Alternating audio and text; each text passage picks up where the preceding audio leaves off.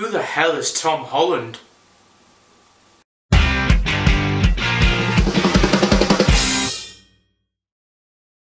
Well then guys, it looks like Spider-Man has gone the way of the Incredible Hulk when it comes to the movie franchise.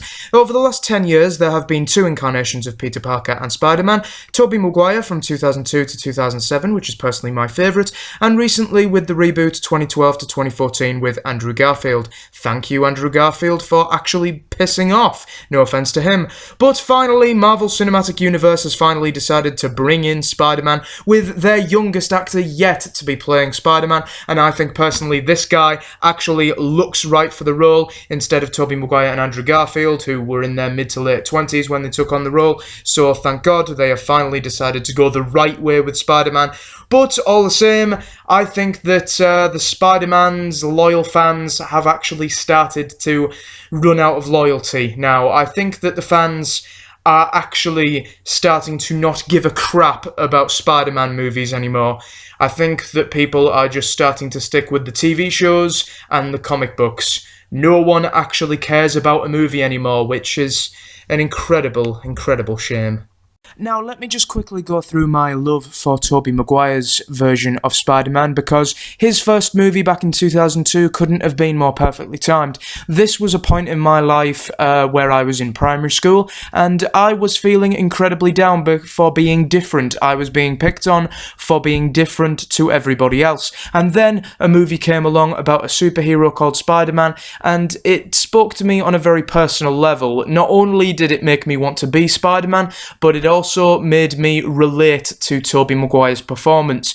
And he was being bullied, he was wrongly thought of, and he desperately wanted the girl, but he could never get her. And that continued throughout the other two movies. He was constantly trying to deal with life outside of Spider-Man, and he was trying to tackle both normal personal things and also being a superhero. And I think that despite Spider-Man 3 with its flaws, that is something that Sam Raimi always stuck to in every movie, and I think that is amazing. But it's something that the reboot very much lost sight of with Andrew Garfield, and I think that this is definitely what Tom Holland needs to stick to when he plays Spider-Man in 2017. Now, the first thing I yelled when I found out that Andrew Garfield was going to be playing Spider-Man in the reboot was, "Oh my god, he was in Doctor Who!" That is the only thing that actually made me want to see his version of the character, that he was in Doctor Who, so I thought I'd give him a go.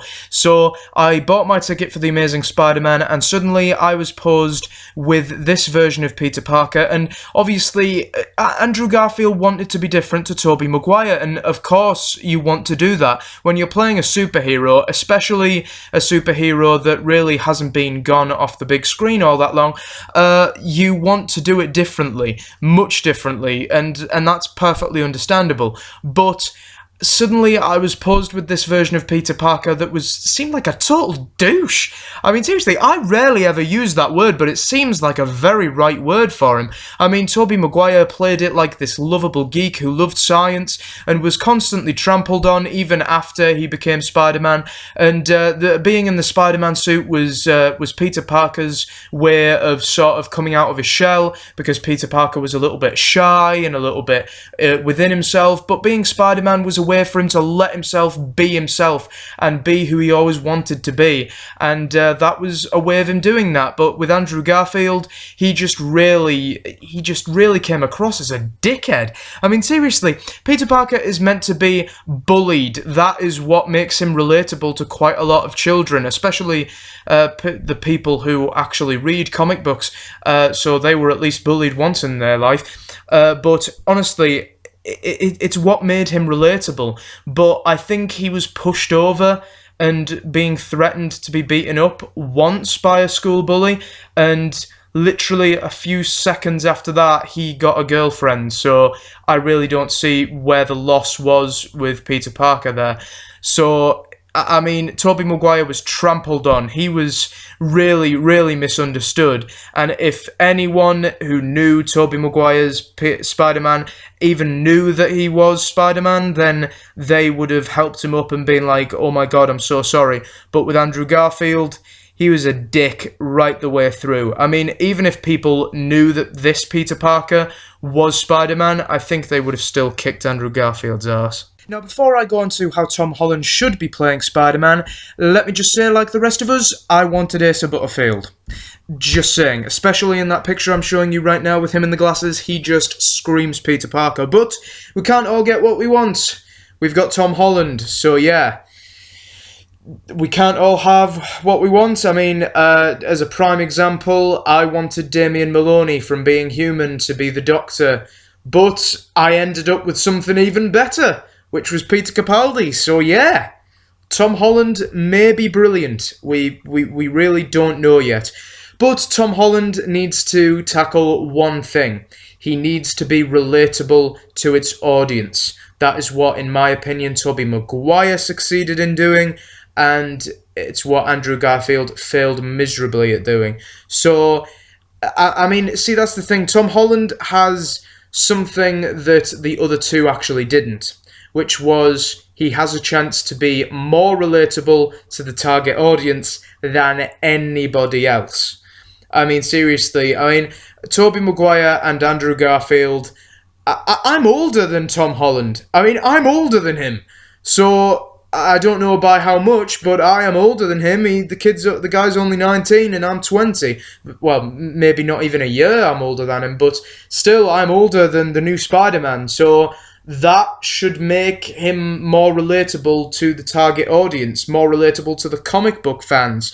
And plus, he's of high school age. He is of high school age, so I think that is rather incredible. You know, I think that Tom Holland has a chance to really be cocky and be really energetic and really, really sell it as Spider-Man. And obviously in the comic books, we all know that Spider-Man used to say very cocky things. I mean, Andrew Garfield, he took cockiness to a whole new annoying level. So I think that Tom Holland needs to have that perfect balance. Some people would complain that Tobey Maguire was quite moany and would moan quite a lot, and I would complain that Andrew Garfield was a bit too cocky. So Tom Holland needs to have that perfect balance.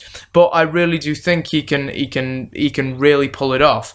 And now that I know that he's going to be Spider-Man, I kind of want to watch more things that he's in. I might watch The Impossible again, and I might see what he's like in Wolf Hall, which is this. I believe it's this period drama that's on the BBC, I think, and so I'm definitely going to give Tom Holland more of a go. I mean, I love Spider-Man. I love him, so it doesn't matter what sort of... Spider-Man is my favourite superhero of all time, so no matter what, I'm going to love him in a certain way. I did like Andrew Garfield in certain ways, but with Tom Holland, I really do hope he does it better. Now, here's one other thing that Tom Holland needs to do in his new Spider-Man movie. Don't show us the origins of Peter Parker's Spider-Man. Personally, I would have went more in the direction of Miles Morales' Spider-Man, but as we've already established, can't have everything. We have seen the origins of Peter Parker's Spider-Man twice now. I don't think we need to see it again.